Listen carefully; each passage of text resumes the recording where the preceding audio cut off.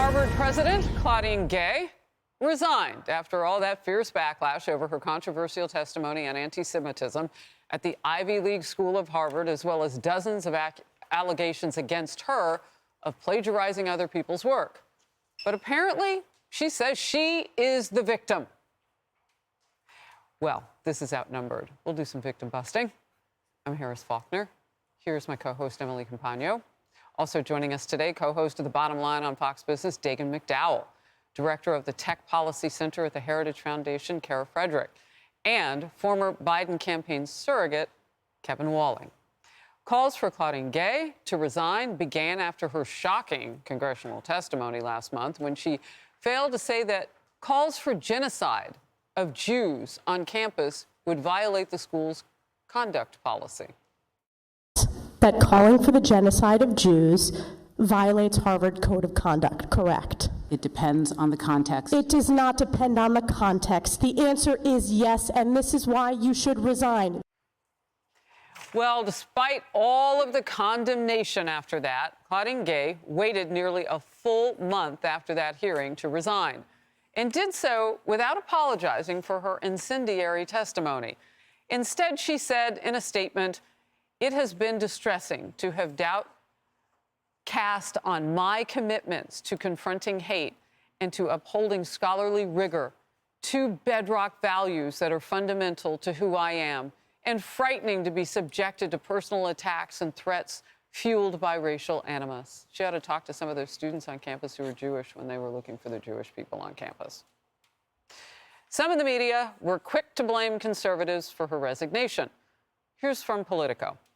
How the right toppled Harvard's president. Associated Press said this: Harvard's president's resignation highlights new conservative weapon against colleges, plagiarism.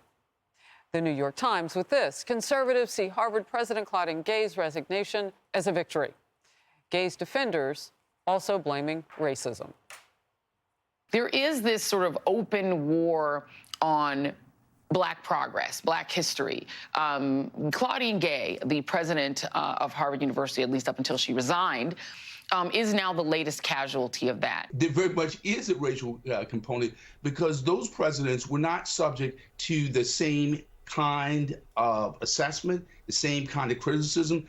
They were not categorically dismissed as diversity hires. That's why Claudine Gay was under attack. The fact that she's a Black woman and the first person who is a Black American to lead Harvard only added to their thirst to dethrone her. And, you know, those attacks, I don't have to say that they're racist, because you can hear and see the racism in the attacks when people like Vivek Ramaswamy say, okay, this is a problem about diversity in hiring. So when they were hunting Jewish faith students on campus, and those students were fearful, and we were toward the beginnings of the Israel-Hamas savages war, those savages, October 7th, what they had done to trigger that war. When all of that was going on Claudine Gay's campus, she was in charge, those were the victims. Now people say she's the victim, so now she's saying it. And what is Black progress about being anti-Semitic?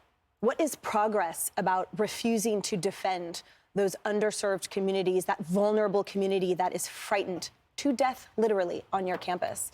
The Wall Street Journal had an amazing editorial board article today where it discussed the fact that, while she sort of towed the line on her testimony of, well, this is actionable, oh, well, this is protected under our campus policies or First Amendment, the reality is the rest of Americans saw her as smugly dismissive, as refusing to defend those that need defending right now, that need even just an acknowledgement that they are actually being attacked physically and emotionally with an attempt at genocide, and that the world has now condemned them.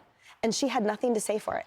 And to your point, the fact that she now comes out, as Tom Elliott pointed out, in her resignation letter, 0 references to apologies, 0 anything. It's 17 references to 7 to me, 11 to my and 1 to myself. She sees herself not only as the victim, but as the center of the universe, when the universe was so much bigger than that. And it's incumbent upon Harvard right now to right this wrong, because it was she that was a blight on their reputation. It was her leadership that was dragging them down in the mud. And they can take this moment, they can take this juncture and say, not again, not anymore. And they can instill a president that will push back on the ridiculously racist and anti-Semitic views that they call progressive, because it's anything but. You know, Kevin, as I'm listening to Emily, you can't get beyond the point of what Emily is saying, and that is there's a flip of a switch that's gone on in our society. And seeing victims, it first started happening with crime and soft on crime policies and giving the criminals a little bit more of a break than the victims, and then misidentifying who the real victims are in all of this. Why do we keep doing that?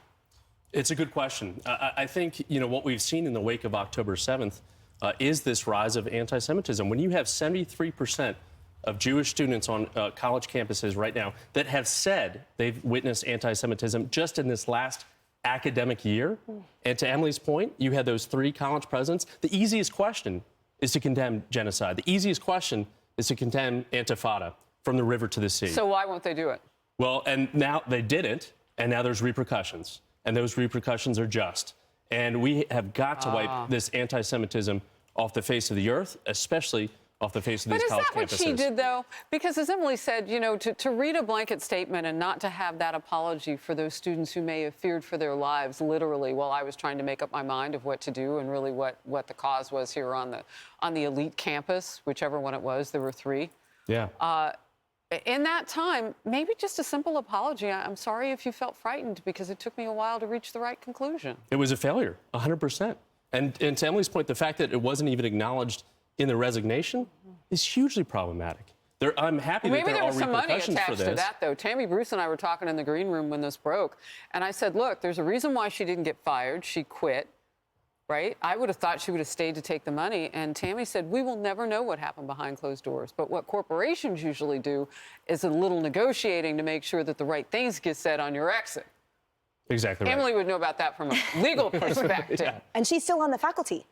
So she just stepped down from the presidency. So I'm sure she's still under the cloak of that protection. And Harvard will never say this was an unequivocal mistake. To, as recently as December 12th, stand by her and say that her leadership is exactly what we need in this moment when it's anything but. Well, and she has tenure, too, and that's always a process on college campuses as well. But really, wait, Kevin, that's code for money. Go ahead. I think it's like you were saying, Harris, before, it's really a lack of accountability. And the whole enumeration of I, me, you know, she doesn't seem contrite about this necessarily. She's saying, I'm being attacked, I'm being the victim. So it remains to Harvard, as you said, Emily, to see, are they going to choose one form of DEI czar and exchange it for another DEI apparatchik? You know, what are they going to do going forward? I think that will tell the tale of what they learned. Question. All right. CNN appeared to defend Claudine Gay's plagiarism scandal. Let's watch.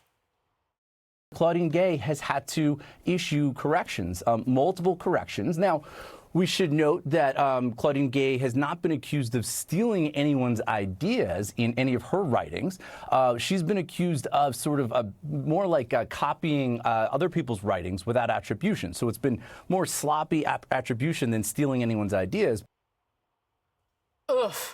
Let me quote Coleman Hughes, who is a CNN analyst, who's a terrific author. Claudine Gay has no one to blame but herself. She chose an easy path of plagiarism 50 times over the hard path of writing original prose. It's a pattern of serious fraud, plain and simple.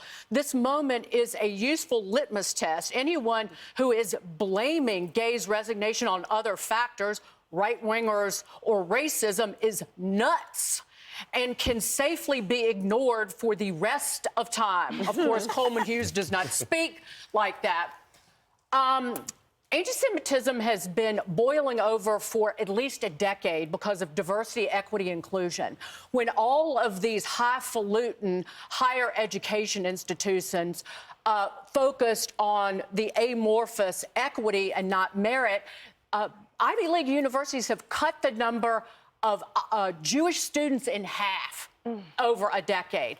And never forget, Claudine Gay would still have a job if not for the plagiarism scandal, which the Harvard Corporation, the board, overlooked and denied to the New York Post, and actually shut it down by sicking a lawyer and a law firm on the New York Post.